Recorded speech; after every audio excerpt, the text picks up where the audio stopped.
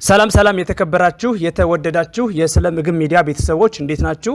የተከበራችሁ አድማጭ ተመልካቾቼ በዛሬ ቆይታችን የምናየው አንድ ሰው ማንጎን ቢጠቀም ሊያገኛቸው የሚችላቸው ዘርፈ ብዙ የጤና በረከቶችን ይሆናል ማለት ነው።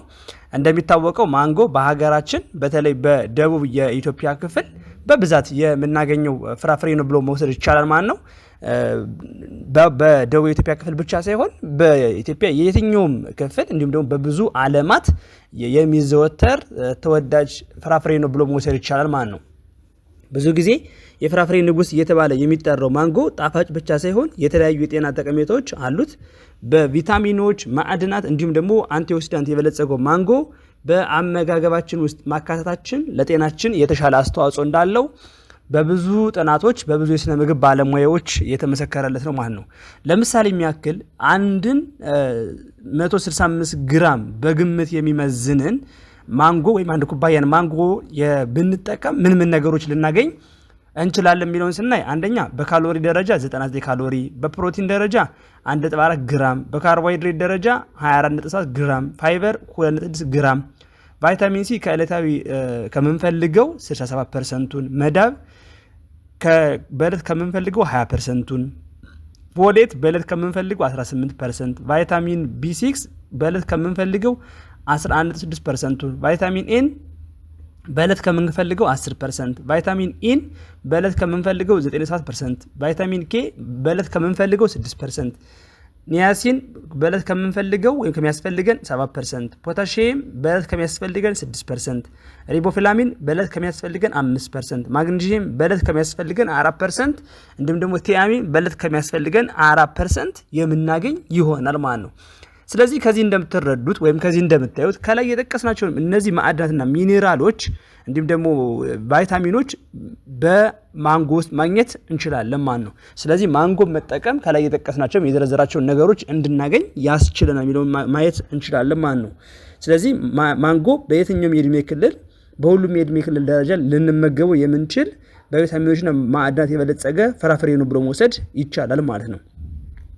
ስለዚህ ከዚህ በመቀጠል የምናየው ምንድነው የማንጎን ዋና ጥቅሞች ይሆናል ማለት ነው። አንደኛ ማንጎ ካንሰርን ይከላከላል ማለት ነው። በማንጎ ውስጥ የሚገኙት ፌኖሎች እንዲሁም ደግሞ ኪርሲቲን፣ አይሶኪርሲቲን፣ አስትራጋሊን እንዲሁም ደግሞ ፌስቲን፣ ጋሊክ አሲድ፣ ሜታጋሊት እንዲሁም ደግሞ የተለያዩ ኤንዛይሞች ካንሰርን የመከላከል አቅማችንን ከፍ ያደርጉታል ማለት ነው።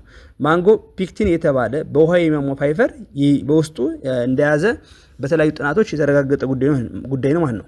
ሳይንቲስቶች እንዳረጋገጡት ከሆነ ብዙ ፋይበር ያላቸው ምግቦች መመገብ በጨጓራና አንጀት አካባቢ የሚከሰተውን የካንሰር በሚገርም ሁኔታ መቀነስ ይቻላል ማለት ነው።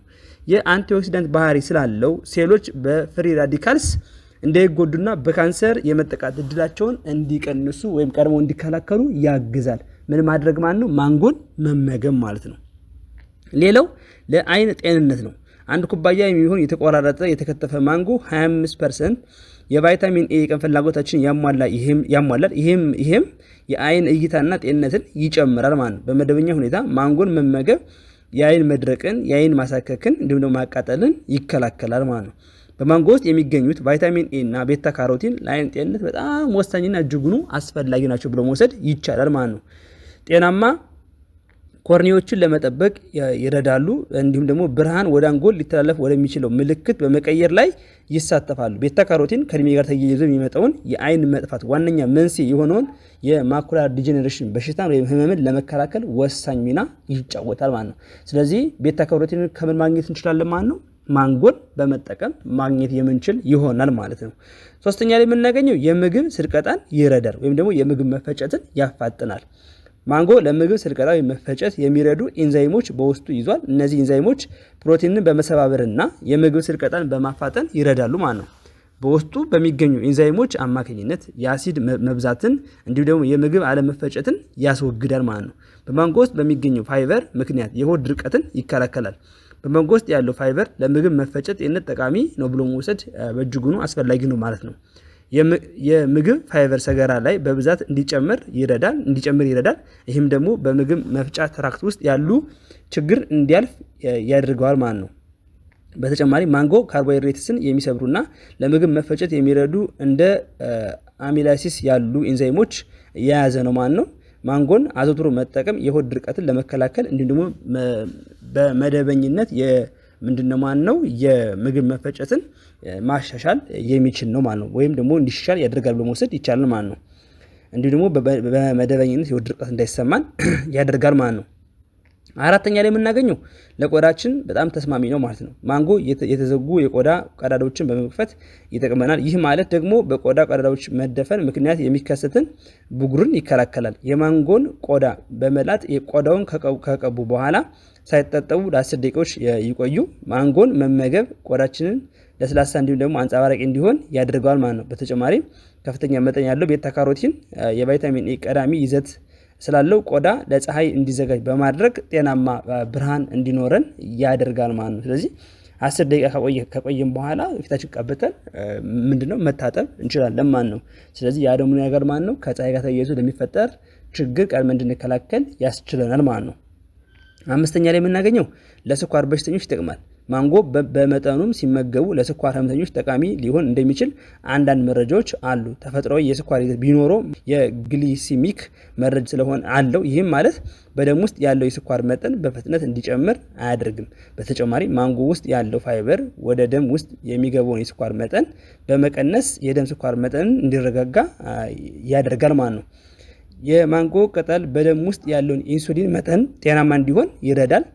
ትንሽ የማንጎ ቅጠል በውሃ ካፈላን ወይም ከቀቀልን በኋላ ሌሊቱን ሙሉ ዘፍዝፈን ማሳደር ከዚያም ውሃውን አጥልለን ጠዋት መጠጣት ጠቃሚ ነገር ነው ማለት ነው።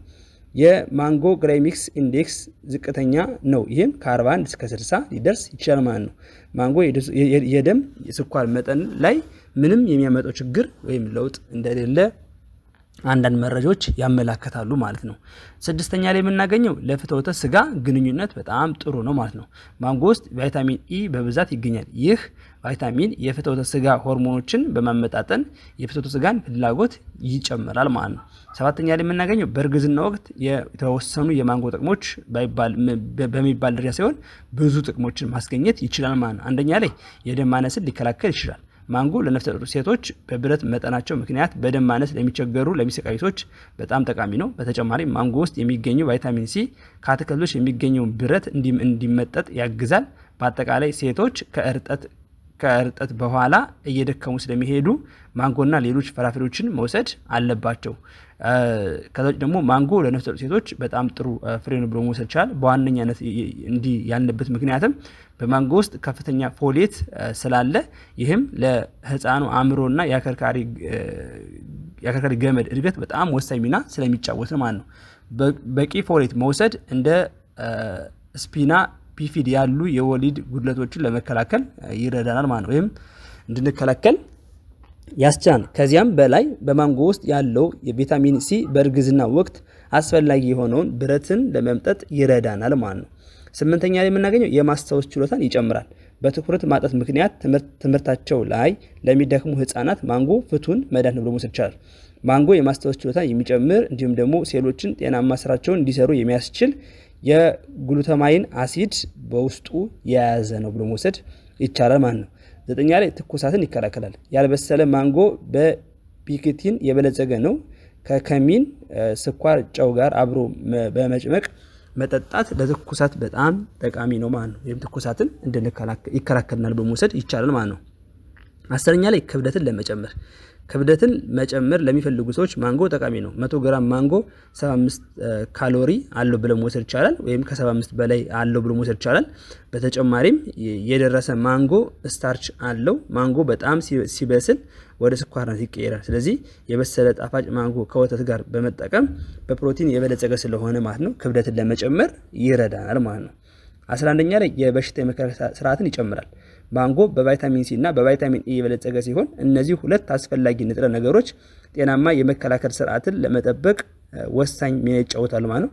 ቫይታሚን ሲ ሰውነትን ከነጻ ራዲካል ጉድለት የሚከላከል ነጭ የደም ሴሎችን ለማምረት የሚረዳ ጸረ ባክቴሪያ ነው ብሎ መውሰድ ይቻላል ማለት ነው። ቫይታሚን ኤ በበኩሉ ለበሽታ መከላከያ ተግባራት በጣም አስፈላጊ ሲሆን የቆዳውና የሙከስ ሽፋንዎን ጤና ለመጠበቅ ይረዳል። ይህም ለባክቴሪያና ለቫይረሶች እንቅፋት ሆኖ ያገለግላል ማለት ነው። ወይም ባክቴሪያና ቫይረሶች እኛን እንዳያጠቁን ያደርጋል ማለት ነው። እስካሁን ያየናቸው 11ዱ ዋና የማንጎ ጥቅሞች ናቸው ማለት ነው። ነገር ግን በማንጎ ውስጥ ያሉ ቫይታሚኖችና አንቲኦክሲዳንት ምንድነው ስራቸው? እስኪ ምንድነው ማንጎ ውስጥ የምናገኛቸው ቪታሚኖች? ብዙ ናቸው፣ ግን ከዛ ውስጥ የተወሰኑትን ቀላል አድርገን ለማየት ያክል የመጀመሪያው የምናገኘው ቫይታሚን ሲ ነው። በማንጎ ውስጥ ከሚታወቁ ቪታሚኖች አንዱ ቫይታሚን ሲ ሲሆን ይህም ለቆዳ ጤንነት፣ በሽታ የመከላከል አቅምን፣ ኮላጅን ውህደትን ወሳኝ ነው ማለት ነው። እንዲሁም ደግሞ ከፍሪ ራዲካል ብለን ከምንላቸው ነገሮች ቀድመው ይከላከልናል ማለት ነው። ሌላው ቫይታሚን ኤ ነው። ማንጎ በቫይታሚን ኤ የበለጸገ ሲሆን ይህም ለእይታ፣ ለበሽታ መከላከል ተግባር እንዲሁም ለቆዳ ጤንነት በጣም አስፈላጊ ነው ማለት ነው። የአይንን ጤንነት በመጠበቅ ረገድ ወሳኝ ሚና የሚጫወት ሲሆን የሌሊት አይን ስውርነት እንዲሁም ደግሞ የአይን መድረቅን ለመከላከል በእጅጉ ያግዘናል ማለት ነው። ሌላው አንቲኦክሲዳንት ነው። ማንጎ ከቪታሚኖች በተጨማሪ እንደ ዘአካስቴቲን እና ቤታ ካሮቲን ባሉ አንቲኦክሲዳንት የበለጸገ ነው። እነዚህ ውህዶች ሰውነቶች ከኦክሳይድ ጭንቀት ለመጠበቅ ይረዳሉ። ይህም ደግሞ እንደ ልብ ያሉ ስር የሰደዱ በሽታዎችን እንዳይከሰት ቀድመን እንድንከላከል ያስችላል። እንዲሁም ደግሞ እንደ ነቀርሳ ያሉ ህመሞችንም ቀድመን እንድንከላከል ያስችላል ማለት ነው። ስለዚህ በአጠቃላይ ማንጎን መጠቀም ለጤናችን በጣም አስፈላጊ ነው ብሎ መውሰድ ይቻላል። ስናጠቃለው ማንጎን በመጠቀም የሰውነትን በሽታ የመከላከል ስርዓትን ማጎልበት፣ የምግብ መፈጨትን ማሻሻል፣ የአይን ጤንነትን መጠበቅ፣ ከዛ ውጭ ደግሞ ለነፍሰ ጡር እናቶች የተሻለ የአከርካሪ አጥንት ያለው እንዲሁም ደግሞ የአይምሮ እድገት ያለው ልጆችን እንዲወልዱ እንዲሁም ደግሞ ለስኳር ህመምተኞች ምንድነው ስኳራቸውን ዝቅ እንዲሉ በማድረግ መንገድ በተለይ ጥሬውን በደንብ ያልበሰለው ማንጎ በሚጠቀሙበት ጊዜ የተሻለ ነገር እንዲኖራቸው ያደርጋል ማለት ነው። ስለዚህ አድማጭ ተመልካቾቼ ማንጎን በመጠቀም እነዚህን ጥቅሞች ማግኘት እንችላለን። የዛሬ ቪዲዮ ይህን ይመስላል። በሌላ ቪዲዮ እስከምንገናኝ ሰላም ሁኑ። አመሰግናለሁ።